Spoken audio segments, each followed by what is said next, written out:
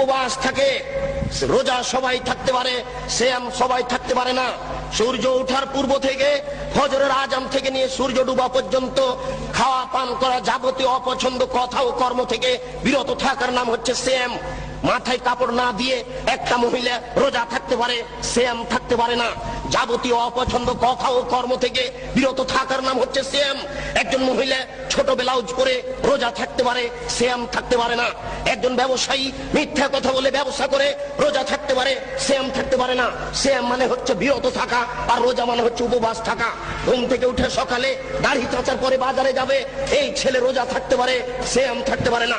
অসম্ভব হতে পারে না। শরীয়ত এরকম নয়। শরীয়ত কারো ব্যক্তিগত ইচ্ছে চলে না, সে তার নিজের গতিতে চলে। রোজা থাকা সহজ হতে পারে, সিয়াম থাকা সহজ নয়।